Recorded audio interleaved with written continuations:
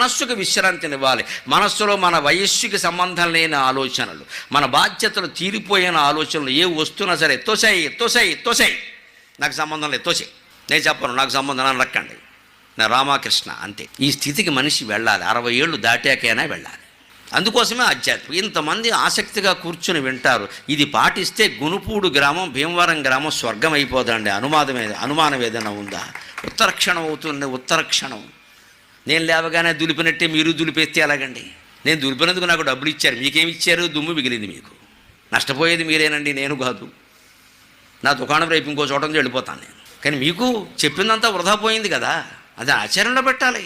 ఆ తాపత్రయం పడుతున్న తాళాలు విసిరేయండి, పట్టుకోమని చెప్పండి, ఇంట్లో కూర్చోండి, పూజా మందిరంలో కదలకండి. 60 ఏళ్ళు దాటిన వాళ్ళు పూజా మందిరంలో ఉండాలమ్మా, ఆఫీసులో ఉండాల్సిన పని లేదు, వదిలే మొత్తం, ఎవరికిస్తావు ఇచ్చేసేయి. వానప్రస్థాశ్రమం అంటారు, దానికి తెగించాలి. పాడు చేస్తారని చేసుకునేది వాళ్ళని, ఇచ్చేది వాళ్ళకే కదా, వాళ్ళు ఏం చేసుకుంటారో చేసుకుంటారు.